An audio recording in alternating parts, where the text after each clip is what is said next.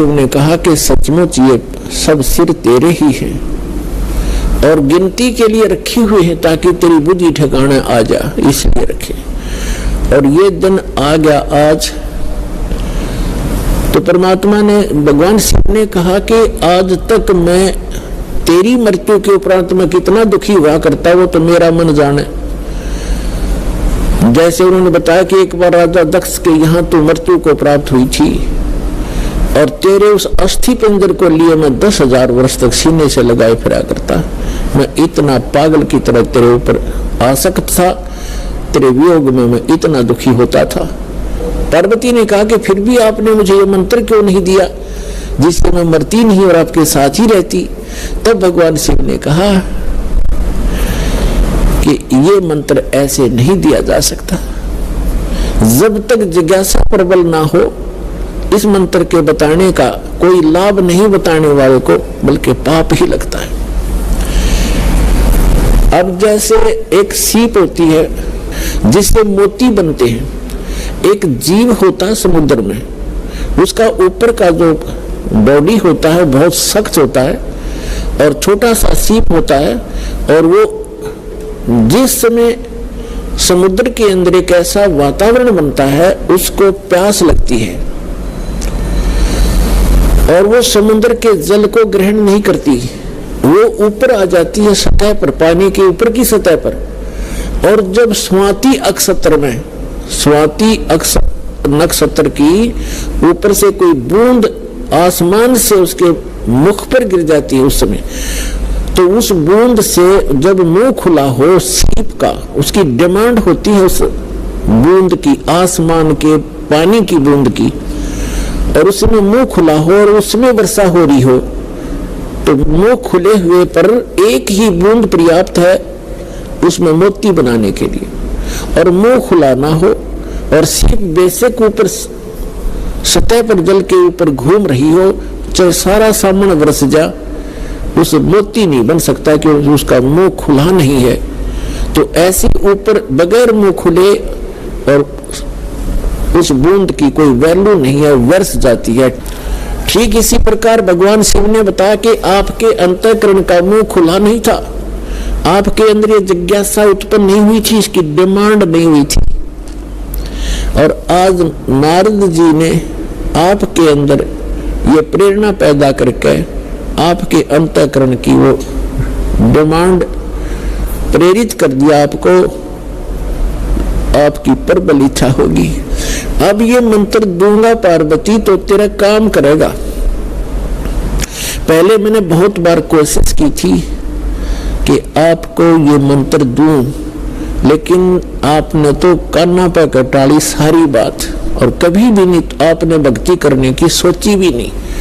अगर आप मेरे ज्ञान को सुनती तो मैं ये मंत्र आपको प्रेरित करके ये मंत्र भी देता, लेकिन ये ऐसा अनमोल मंत्र है, बगैर जिज्ञासु के और प्रबल इच्छा हुए बिना ये देना व्यर्थ होता है। इसलिए मैंने आपको मरते हुए भी देखा, मैं रोता भी था, डकराता था, टक्कर मारता था, लेकिन ये अनमोल वस्तु दे नहीं सकता था। तो पुण्यात्मा, उस मंत्र को कितना कॉन्फिडेंस रखा गया था भगवान शिव के द्वारा। पार्वती के अतिरिक्त उन्होंने किसी को ये मंत्र फिर खोला भी नहीं।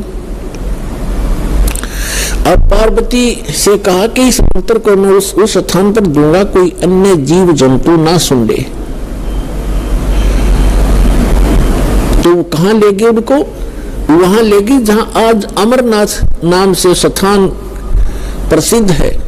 वहां एक उस स्थान पर एक सूखा वृक्ष था, सूखा वृक्ष खड़ा था, उसके पत्ते नहीं थे, टहनी अवश्य खड़ी थी, पत्तों रहित सूखी, और उसकी एक खोगड़ में वृक्ष के अंदर एक उसके तने में एक सुराख बन जाता अपने आप ही कुदरती, और उसमें एक मादा तोते ने अंडे दे रखे थे, उत्पन्न कर रखे थे।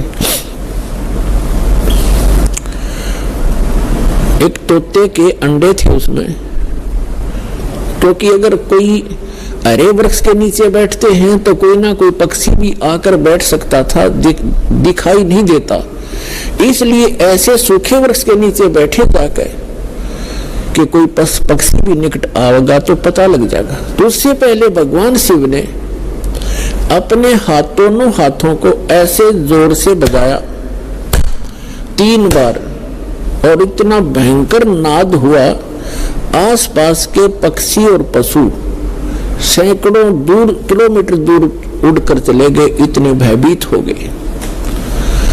और जो सूखे जो अंडे थे वो भी बच्चे बनकर उड़ गए।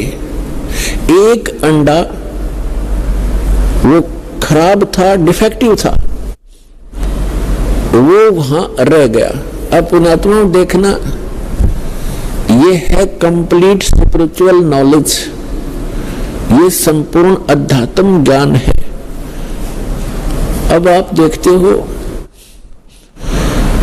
जैसे अस्थि उठाते हैं, अस्थि फूल उठाते हैं, जो हार्ड जीव के, मनुष्य के, स्त्री या पुरुष के जला दिए जाते हैं, शरीर को अंतिम संस्कार कर दिया जाता है शरीर का, उसके बाद उसके कुछ कण हड्डियों के बच जाते हैं, उनको फूल बोलते हैं, अस्थि बोलते हैं। उनको वहां से उठाया जाता है उस राख से, और कहाँ डाल के आते हैं? गंगा में, दरिया में। क्यों डालते हैं?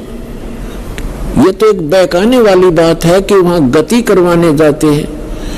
मरने के बाद जीव चला गया जहां जाना था, उन हड्डियों के कहीं फेंकने से, दरिया में डालने से गति होती है। उसका मूल उद्देश्य ये है कि जैसे हम जिस बॉडी में रहे हैं, ये शरीर हमें सबसे प्रिय है। इंसान कोई रोगी हो जाता है, रोग भयंकर होता है, उसमें बहुत इलाज करवाना पड़ता है, तो अपने मकान और जमीन को भी बेचकर इस शरीर को सुरक्षित रखना चाहता है। ये कितना प्रिय होता है। और इसको छोड़कर जब ये प्राणी जाता है, पहले ये ऊपर ले जाया जाता है, वहां तपस्या पर इसको भूना जाता है, इसके अंदर से गंध निकालकर फिर इस जीव को फेंक दिया जाता है। ये आकाश मार्ग से आकर धर्मराज के दरबार में पंक्ति में खड़ा हो जाता है। इस प्रोसेस में इसको 10-12 दिन लग जाते हैं। इसलिए 13वें दिन ये वापस आ जाता है, जहां इसने गधा बनना है, कुत्ता बनना है, सूर बनना है या भूत बनना है, उस लाइन में फिर लग जाता है। तो ये प्रेत बन जाते हैं अधिकतर। भूत पूज कर भूत बनेंगे, तो हम सब भूतों की पूजा ही करते थे। तो प्रेत बनकर आता है कहाँ? अपने घर में। घर से फिर अपने शरीर को खोजता है, मेरा शरीर कहाँ, उसमें प्रवेश करूं। फिर वो वहां से चलता चलता जाता है, क्योंकि एक फिल्म सी बनी होती है, वो फिर वहां जाता है जहां उसका अंतिम संस्कार किया होता है। तो वहां अगर वो अस्थि नहीं उठाई जाती है तो वो जीव उन अस्थियों को चिपक जाता, मेरी है, ये मेरी है, उनका चिपका रहता है वहां पर। और उन्होंने, जिन गुरुओं को ज्ञान तो था नहीं, उन्होंने सोचा कि ये अस्थि अगर यहाँ से उठाकर और कहीं फेंक आवे, दरिया में डाल दे, तो ये उस प्रेत का हाथ ना लगे, वो यहाँ चिपक कर ना बैठे शमशान घाट में, यहाँ गांव में ना रहे, कहीं और चला जा। इसलिए उसको उठाकर उनकी अस्थियों को जल प्रवाह कर देते हैं। वहां डालने के बाद फिर इसको पता ही नहीं लगता वो कहाँ गई। इनका ये उद्देश्य होता है कि वो वहां से जगह छोड़ जावे, उनकी खोज में उड़ गंगा किनारे धक्के खाता रहे। तो पुण्यात्मा, ये अस्थि उठाने की ये प्रक्रिया यहां से चली है। और इसे उठाओ या ना उठाओ, ये कोई फायदा नहीं, उसमें कोई लाभ या हानि नहीं है उस जीव को जो चला गया शरीर को छोड़कर बाद की क्रियाओं से। अब ऐसे ही जैसे आपको बहुत बार बताया है कि इस प्राणी को मानव शरीर 2 प्रकार से प्राप्त होता है। एक तो 84 लाख योनियों को भोग गए, एक टर्न वाइज एक मानव शरीर कंपल्सरी प्राप्त होता है। और दूसरे प्रकार का वो होता है जो शुभ संस्कारों से लगातार भी कई मनुष्य जीवन आपके पूर्व जन्म के पुण्य संस्कारों से हो जाते हैं। तो एक सुखदेव नाम के ऋषि हुए, फिर वो बाद में उनकी आत्मा 84 लाख योनियों को भोगती भोगती, और तोते के का संस्कार था उसका। अब तोते में उसका इतना ही संस्कार था कि उस गंदे अंडे में ही उसकी वो अंडा उसके निमित्त था वो अंडा। जैसे गर्भ में ही कई बच्चे मर जाते हैं तो उनका उतना ही संस्कार होता है उस मनुष्य जीवन का, तो वो पूरा कर लिया उसने। एक मनुष्य जीवन गर्भ में मर जाना, बाहर आते ही मर जाना, इस तरह। अब उसका संस्कार था इतना ही कि उस अंडे में उसकी आत्मा आई और अंडा गंदा हो गया। अब उसके बाद भी वो उसका चिपका रहा कि मेरा है, वो आत्मा वही रही, और बाकी अंडे जो स्वस्थ थे भगवान शिव के अपने जो धारणा से कि आसपास कोई अंडा हो वो भी स्वस्थ हो जाए, तो वो उस ताड़ी बजाने से अंडे बच्चे बनकर और पक्षी बनकर उड़ गए। अब वो संस्कार था उसका ऐसा ही निर्धारित था कि वहां भगवान शिव कथा सुनाएगा पार्वती को, और उसके संस्कार से फिर वो परमात्मा, क्योंकि कोई भी ज्ञान उपदेश दिया जाता है पहले सत्संग किया जाता है, तो भगवान शिव ने पार्वती को पहले उस अमर परमात्मा की कथा सुनाई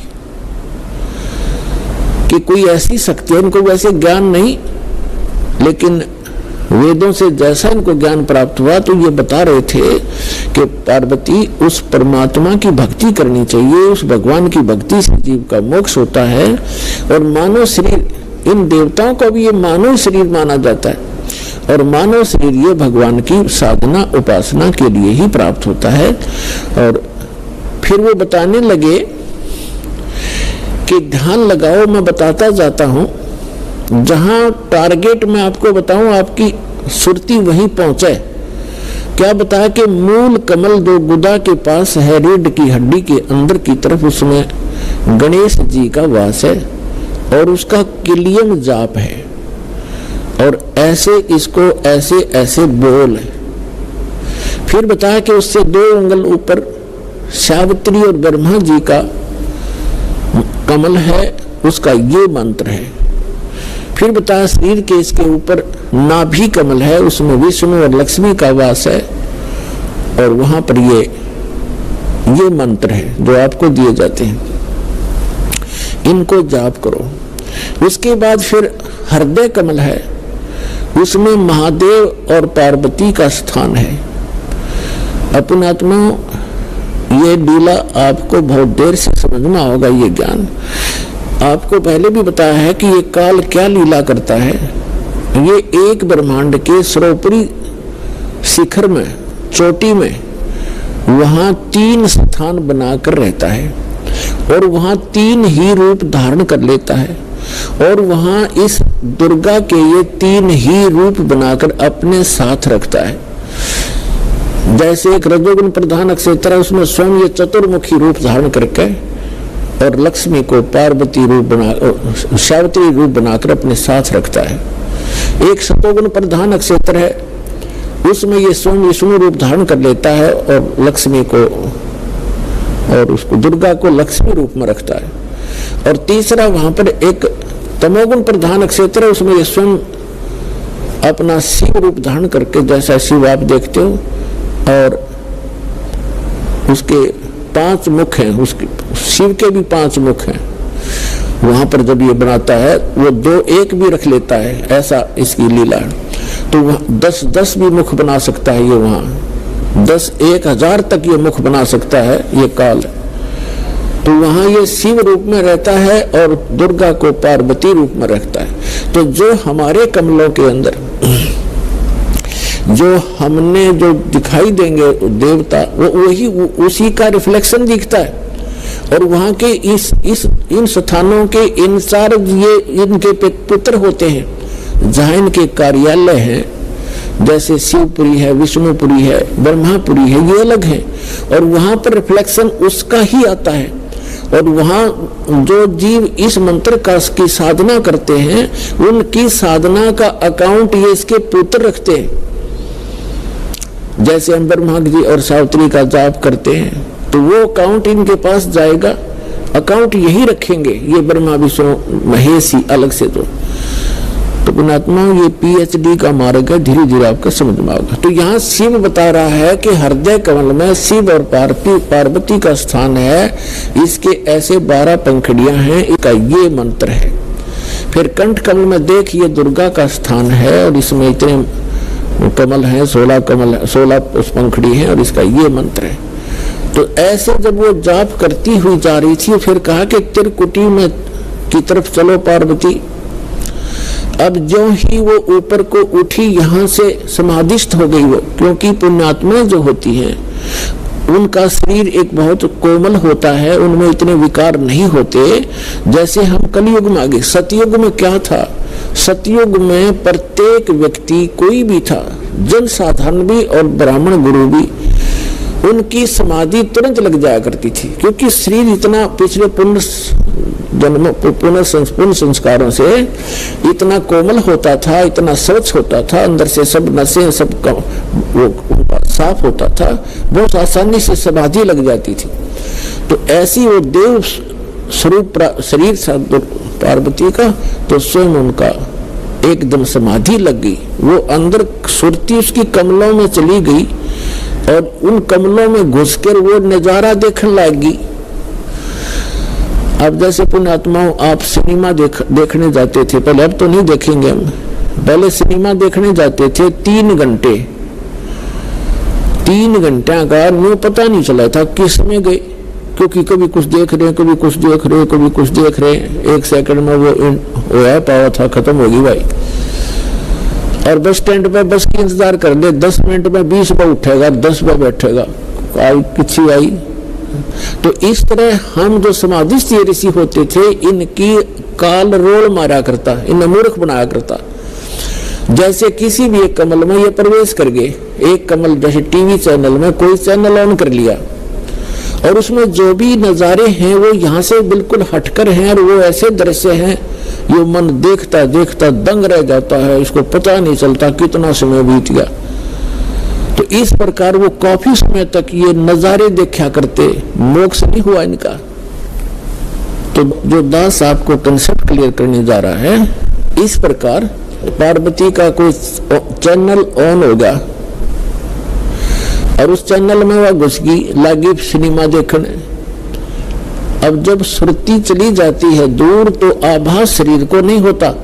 जैसे हमने कई बार देखा कि बातें कर रहे होते हैं बस स्टैंड पर, और कुछ जो हमें नहीं जरूरत जिन व्हीकलों की, जैसे हम इंतजार कर रहे हैं बस की और कोई ट्रक आ गया और उसके हमारे पास से गुजर गया हॉर्न देता हुआ, हमें पता भी नहीं वो हॉर्न कब देकर बजा के चला गया।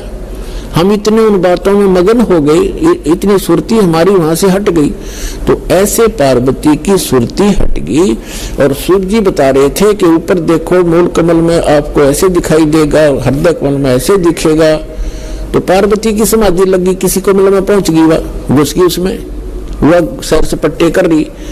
उधर से वो गंदा अंडा जो था तोते का वो स्वस्थ हो गया भगवान की चर्चा सुनकर, और एक महापुरुष के मुख से वो जल्दी असर करती है।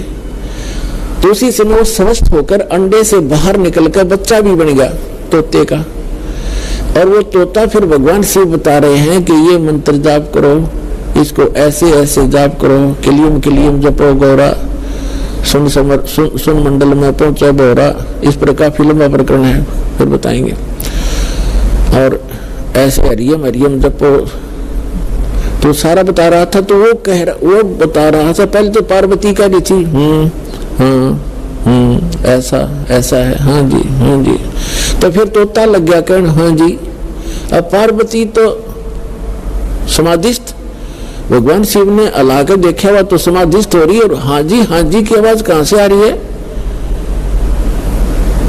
तो जब उसने देखा कि अवश्य यहाँ कोई व्यक्ति है, इधर उधर देखा तो तोते ने सोचा भी शिव जी पकड़ेगा, तेरी टीटी दाबेगा।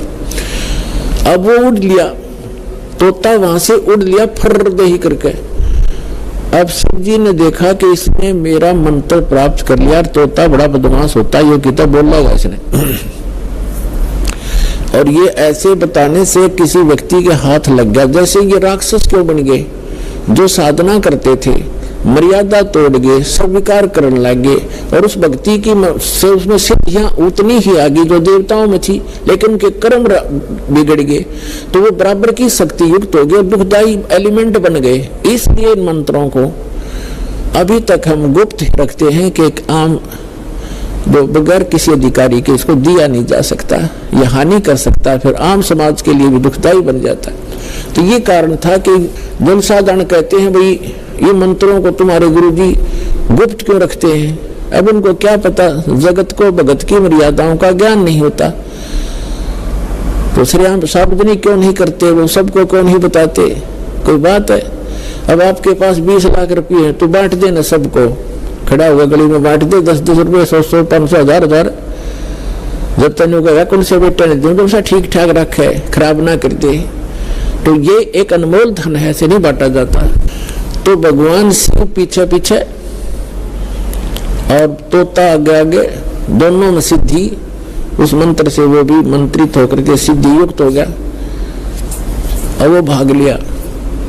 आगे तोते का शरीर छोड़कर वेद व्यास की पत्नी ने जमाई ली, उसके माध्यम से वो सूक्ष्म रूप से गर्भ में पहुंच गया।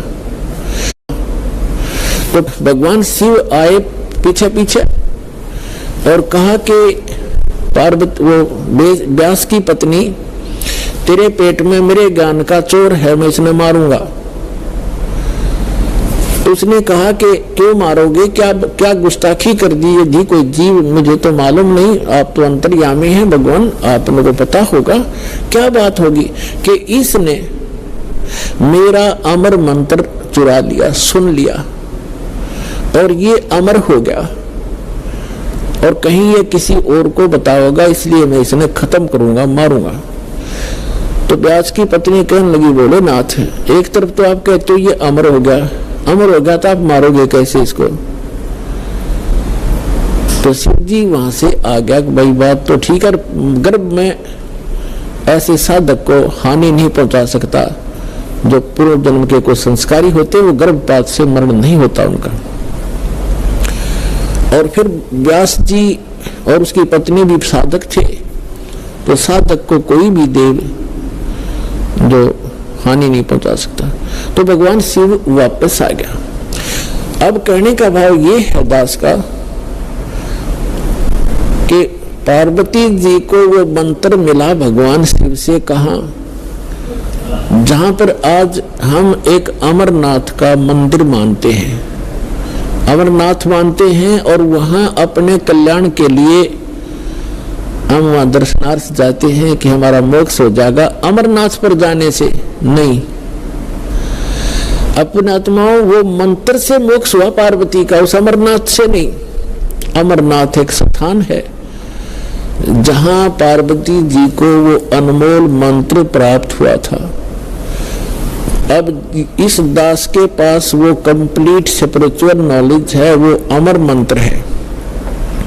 ये अमर मंत्र जो भगवान शिव ने पार्वती जी को दिया, ये तो इतना अमर है, जब तक शिव रहेगा पार्वती की मृत्यु पुनः नहीं होगी, और एक दिन पार्वती भी मरेगी, शिव भी मरेंगे, ये अविनाशी नहीं है। श्री इसका प्रमाण है श्री देवी भागवत 3रा स्कंद सचित्र मोटा टाइप 3रे स्कंद में गीता प्रेस गोरखपुर से प्रकाशित 123 पृष्ठ पे भगवान विष्णु स्वयं कहते हैं, अपनी माता की स्तुति करते हैं दुर्गा की, तुम शुद्ध स्वरूपा हो, ये सारा संसार तुम्ही से उद्भासित हो रहा है, मैं ब्रह्मा और शंकर आप ही के कारण हम वर्तमान हैं, और हमारा तो आविर्भाव माने जन्म और त्रोभाव माने मृत्यु हुआ करता है, हम अविनाशी नहीं है। अपने आत्माओं जैसे इस दास से मंत्र आप जी को बरवाला के पुराने आश्रम में मिला है, तो उसके लिए वो पुराना आश्रम अमरनाथ है जहां वो मंदिर मिल, वो मंत्र मिला आपको। अब उस बरवाला आश्रम में माथा टेकने तो नहीं, उस मंत्र के जाप करने से आपका मोक्ष होगा। और वो मंत्र आपको ये दास कहीं भी मिल जावा, जैसे घर घर जाया करते थे हम, वो घर में मंत्र देते थे, तो उनके लिए वो स्थान है वो अमरनाथ, जहाँ ये मंत्र मिला था। उस अमरनाथ उस अमर मंत्र के मिलने वाले स्थान से मोक्ष नहीं, चाहे माथा टेको चाहे ना टेको, उस मंत्र के जाप से मर्यादा में रहते हुए साधना करने से आपका मोक्ष होगा। जैसे पहले हम नगर नगर में जाकर सत्संग करने लगे थे और वहां टेंट लगाया करते थे, भट्ठी बनाया करते थे, मिट्टी ग्राउंड में ईंटों की मट्टी भट्ठी बनाकर हलवा खीर बनाते थे और सत्संग करके हम अगले स्थान दूसरे शहर में चले जाते थे। तो जैसे हम एक बार करनाल के अंदर सत्संग करके चले गए, हम चले गए हिसार में आ गए, तो जिस भक्तों ने वहां नाम लिया था तो उनके लिए वो करनाल का वो मैदान अमरनाथ है।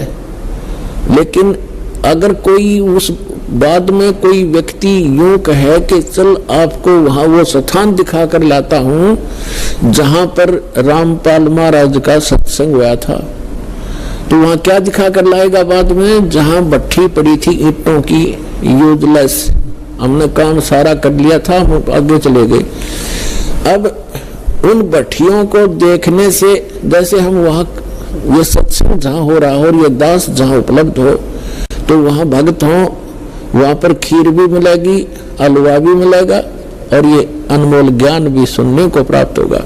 अब यदि कोई व्यक्ति कहे कि चल आपको वो स्थान दिखा कर लाता हूं जहां सत्संग हुआ था, वहां जाकर क्या दिखावा, देख यहाँ तो खीर बनी थी, यहाँ हलवा बना था, यहाँ बैठकर नाम दिया था, तो वहां ना तो वह खीर ना हलवा, सूखी भट्ठी है, उन्हें 6 पे माथा टेका हो जाए, तो वो चीज तो यहाँ मिलेंगी जहाँ दास उपलब्ध है।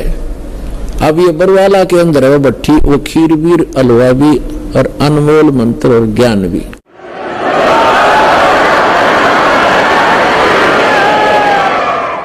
इस प्रकार जितने भी हमारे ये तीर्थ हैं, ये पवित्र यादगारें तो हैं कि यहाँ ऐसी घटनाएं घटी थी, ये केवल यादगार हैं, लेकिन वहां जाने से जीव को पाप के अतिरिक्त कुछ नहीं मिलेगा।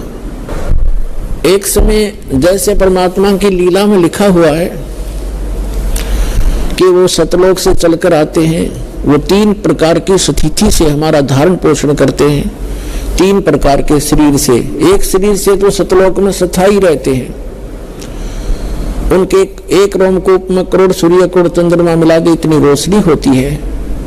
और दूसरा वो करते हैं लीला, जैसे प्रत्येक युग में एक शिशु रूप धारण करके एक लीला करते हैं, उनको निसंतान दंपति उठा ले जाते हैं, धीरे धीरे बड़े होते हैं और जो वो क्रियाएं कर रहे होते हैं माता पिता, वही क्रिया करते हुए एक जन साधारण जैसा जीवन जीकर वो परम पिता दिखाते हैं, ऐसी लीला किया करते हैं। और दूसरी प्रकार की स्थिति में वो कभी भी कहीं पर भी आकर के साधु रूप में प्रकट हो जाते हैं, अच्छी आत्माओं को मिलते हैं, उनको ज्ञान देते हैं, उनको अपने से परिचित कराते हैं, जो भटक रही होती है उनकी प्यारी आत्मा। ऐसे ही एक धर्मदास नाम के महापुरुष वैश्य थे, बनिए थे